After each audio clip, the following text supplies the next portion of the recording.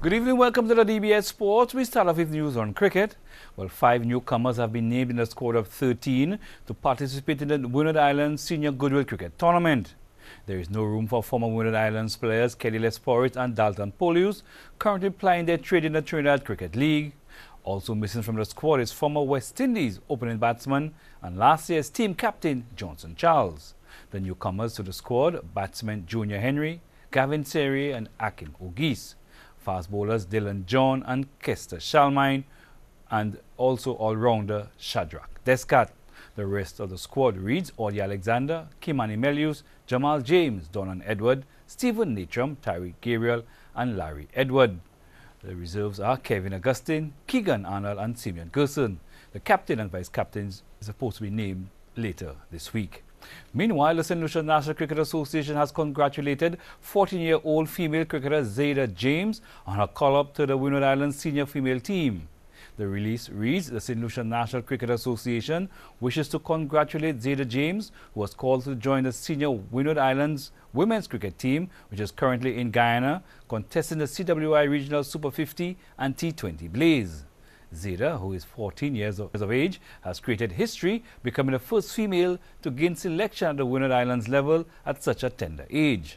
Like Kiana Joseph, the multi-talented left-arm seam bowler and left-handed middle-order batter was 13 years old when she gained selection on the national women's team and was outstanding in the 2018 inaugural Windward Islands Women's Cricket Tournament hosted right here in St. Lucia.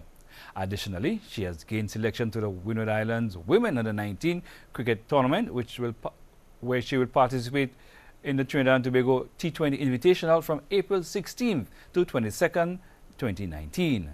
Zayda is a product of the CWI SLNCA Scotiabank Kiddie Crickets program and worked tirelessly with the kiddie cricket coaches at the Cameron Rainey Memorial and Forest Methodist Primary Schools, where she grasped the basic skills and knowledge of the sport. She made her debut in the St. Lucia National Cricket Association's domestic competition in 2015, representing the South Castries women's cricket team along with her twin sister, Janinia James, in the inaugural Kenneth Arthur Domestic League, which was played at the VJ playing field in Vieux North. The St. Lucia National Cricket Association hopes that Zayda's selection will serve as a source of inspiration and intrinsic motivation to the many young ladies who are currently attending the ongoing SLNCA's Lotteries Authority Elite Women's Cricket Development Program. The St. Lucia National Cricket Association wishes Zayda the very best as she heads to Guyana, and additionally wishes to thank all who have supported her over the past years, including the Ministry of Youth and Sports, for the opportunity afforded to her to showcase her skills in the Massey United Insurance Under-19 Schools Cricket Competition. In netball, Netball St. Lucia has released the names of 12 young ladies to compete at the 19th Caribbean Netball Association Jean Pierre Under-16 Netball Tournament set for Antigua and Barbuda later this month. Dasha Eugene, the attacking player from Coram Secondary, will be leading the team with 3 players from the 2018 team returning. The team includes defenders Renala Francis of Soufriere Comprehensive, Raquel John of Leon Hess Comprehensive, and Gracie Alcide from St. Joseph's Convent. Goal shoot Tansy Matthew, wing defender Jania Paul, and Mia Shanice Peter, all from Soufriere Comprehensive. There's also wing attack Jamia Martial and goal shoot Samaj Margaret from the Miku Secondary.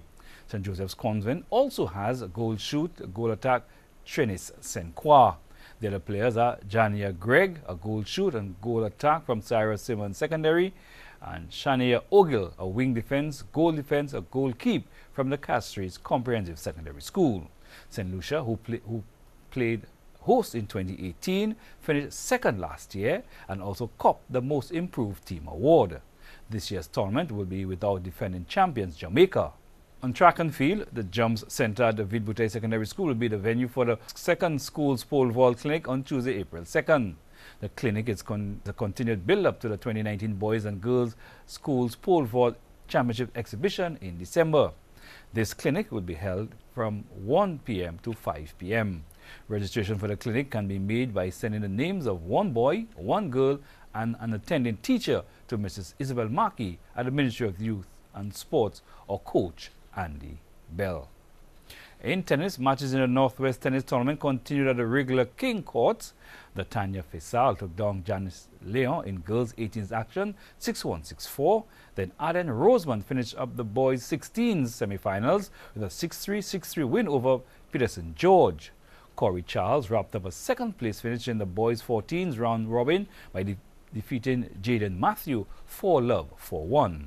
Edmond and Morrill combined to take down training partner Leon and Faisal 6-1, 6-4 to secure the girls 18s title.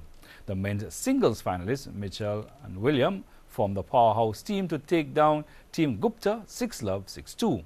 In men's doubles action, Brent St. Catherine and Clayton Evans didn't disappoint in their veterans semi-finals clash. This match showcased an array of skills in an up and down battle to the finish. Evans emerged victorious in 3 sets, 6-1, 4-6, 10-6. This will mark the first time in 5 years that St. Catherine name will not be among the finalists in this category. Evans soon after teamed up with Andre Fontenelle to face St. Catherine and Huggins. We had a tough fight for the first set with St. Catherine and Huggins taking it 7-6. However, they seemed to slow down after the first, while Evans and Fontenelle kept up the pressure, taking the next 2 sets 6-2, 6-3. The match of the evening, however, was the men's final where familiar foes Max William and Clint Mitchell were set to do battle. Clint Mitchell seemed poised from the start to racing off to take the first set 6-2. Things got a bit tough in the second set as Williams would gather himself and play some spectacular tennis to level a match at 1 set all by taking the second 6-4. The third set took a twist as Williams seemed to mentally go away as Mitchell remained solid just as he did in the first set. It played off as Mitchell held on to win 6-2 and claim his first men's open title in the process. Much more tennis. Well, stay tuned. We have more sports after the break.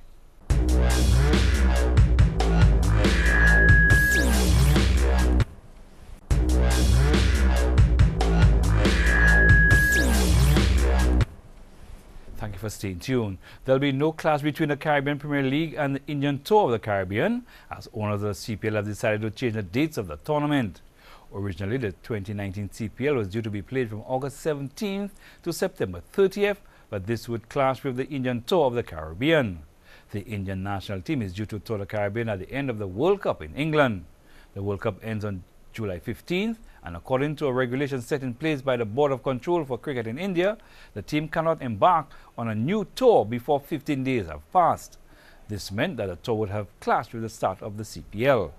After negotiations between the Cricket West Indies and CPL, the CPL owners decided that they would move their dates, and now the CPL will be played from September 4th to October 12th. The Indians will be coming to the Caribbean at the end of July and will play 2 test matches, 3 ODIs and 3 T20s.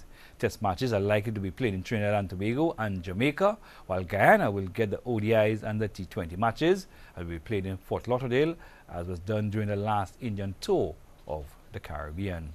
Wavell Hines, President and CEO of the West Indies Players Association, says he's looking forward to a fruitful relationship with the newly elected Cricket West Indies President Ricky Skerritt in a continued effort to ensure the well-being of players is taken care of. Hines made the declaration while congratulating Skerritt and his Vice President Dr. Kishore Shallow, who unseated Jamaican Wycliffe Dave Cameron and his Vice President and running mate Emmanuel Nanton 8-4 in the elections on Sunday. The 62-year-old Skerritt, a former St. Kitts and Nevis tourism minister, will guide the association over the next 2 years. Having seemingly enjoyed a fruitful working relationship with the previous administration, Hines also lauded the contribution of Cameron and Nanton during their 3 consecutive terms in office dating back to 2013. Prior to Sunday's votes, Cameron secured the nominations of Barbados, Guyana and the Windward Islands, and that ensured him of 6 votes, while Skerritt had the backing of Trinidad and Tobago, the Leeward Islands and Jamaica, assuring him of 4 votes. However, by the turn of events, Cameron's allies had a late change of heart as he lost 2 votes to Skerritt. Hines, a former Jamaican West Indies batsman who was once a representative of the Kensington Cricket Club, of which Cameron is president, was diplomatic in his response to the outcome. With that said, Hines reaffirmed his commitment to hold CWI leadership accountable in ensuring that the players are always included in the effort to push West Indies cricket forward. And finally tonight in news on tennis, Simona Halep claimed her fourth successive win over Venus Williams to reach the Miami Open quarterfinals. The Romanian third seed hit 21 winners as she beat Williams 6-3, 6-3 and now faces China's Qiang Wang, who defeated compatriot Yafan Wang 7-5, 6-4. Either Halep or Petra Kvitova could replace Naomi Osaka as world number 1 at the end of the tournament. Czech Kvitova beat Francis Carolina Garcia 6-3, 6-3 to reach a fifth WTA quarterfinal of the year.